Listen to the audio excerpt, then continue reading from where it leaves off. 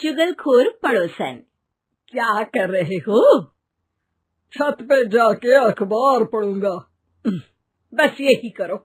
तुम्हें पता भी है कि बहू क्या गुल खिला रही है? उसने नया फेसबुक अकाउंट बना लिया है।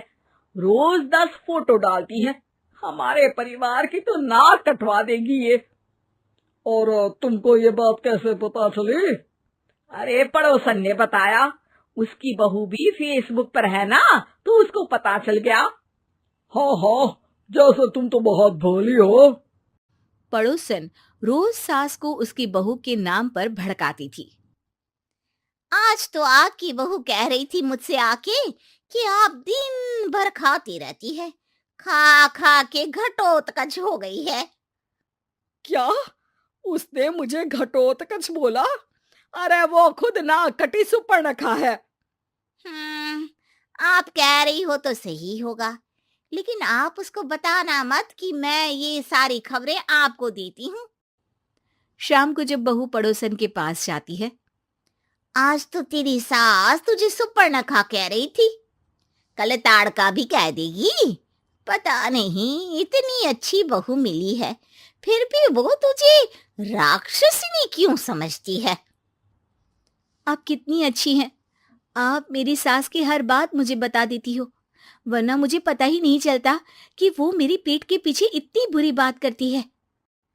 चालाक पड़ोसन रोज ही दोनों सास बहू के सामने उन दोनों की ही बुराई करती और चुगली करके बातें बता देती, ताकि दोनों में हमेशा लड़ाई होती रहे।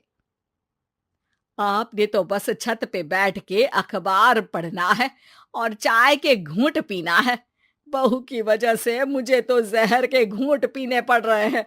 कल वो मुझे मोटी घटोत्कच बोल रही थी। तो तुम भी तो उसको नाक कटी सुपर्णखा बोल देती ना। हाँ हाँ, वही बोल दिया मैंने उसे। आप मुझे कितना समझते हो। बहुत अच्छे से। अब मुझे वो ये बात पड़ोसन ने बताई ना, वही तो है आपकी शुभ चिंतक। पर मैं इस बहू को ना सबक सिखा के ही रहूंगी। जरूर सिखाना चाहिए, पर आज तुम मेरे साथ शाम को छत पे बैठना, एक तरकीब बताऊंगा। बिल्कुल बिल्कुल, कितना ध्यान रखते हो जी आप मेरा। मैं ना सब ध्यान रखता हूँ। शाम को जब सास और ससुर छत पर बैठे होते हैं कि यहाँ खड़ी हो जाओ, यहाँ से ना तुमको पता चल जाएगा कि बहू की अगली चाल क्या है। अच्छा, कैसे? सवाल मत पूछो, जैसा कह रहा हूं वैसा करो। थोड़ी देर में ही छत पे बहू की आवाज आने लगती है। मेरी सास लायक ही नहीं है। मुझे पता होता तो सास बहू की भी कुंडली मिलवा लेती पहले ही। तेरी सास तो मुझे भी पसंद नहीं है। मेरे पास जब भी आती है तेरी बुराई करती रहती है। कभी सुपर्णखा कहती है, कभी हिडिंबा कह के कामचोर भी बोलती है, अरे कभी कभी तो चुगलखोर भी बोल देती है। काश आप जैसी होती मेरी सास। ऊपर छत पे पड़ोसन और बहू की आवाज सुन के सास के होश उड़ जाते हैं। समझी? जी समझी।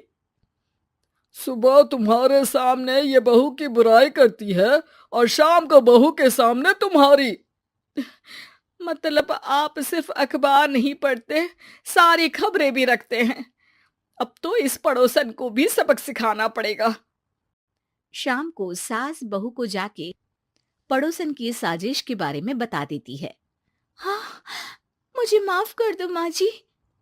तुम भी अपनी माँ जी को माफ कर दो, इन्होंने भी तो तुमको बहुत कुछ कहा है। अरे बस बस, अब ये सोचो कि पड़ोसन को सीधे कैसे करना है। अगले दिन सुबह पड़ोसन सास का इंतजार कर रही होती है, लेकिन वो देखती है कि वहां सास और बहू एक साथ आ जाते हैं। अरे अरे, आज दोनों एक साथ। हाँ, सोचा कि बहू की पीठ पीछे बुराई करने से क्या फायदा, मुंह पे ही बोलती हूँ मैं।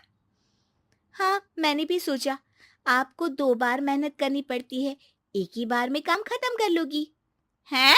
वो मैं आप लोगों को कैसे पता चला? क्योंकि ऊपर वाला सब देख रहा है। पड़ोसन ऊपर देखती है, वहां ससुर खड़े होकर हंस रहे होते हैं। मतलब आप हमारी बातें सुन लेते थे? हाँ, सुन लेता था और मजे भी लेता था। आपको तो शकुनी होना चाहिए। क्या चाल खेली है आपने, एकदम सास बहू के सीरियल जैसी।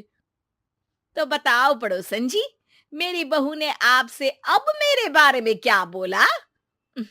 यही बोला कि सास बहुत अच्छी है, बहुत ध्यान रखती है। अच्छा, और सास ने मेरी क्या बुराई की? नहीं ना की बुराई, हमेशा तारीफ करती है। भगवान सबको ऐसी सास दे। मेरी गलती है जो मैंने आप लोगों में आग लगाने की कोशिश की। पर छत पे लगा हुआ सीसीटीवी यानी कि शर्मा जी सब देख रहे थे। हाँ जी, मुझे माफ कर दीजिए। माफ क्या? आपको तो अब हम साफ ही कर देंगे अपने वालों की लिस्ट से। आज से आपकी और हमारी बात बंद, लेकिन बुराई जारी रहेगी। अब आपकी हरकत के बारे में पूरे मोहल्ले को बताना तो पड़ेगा ना आंटी जी।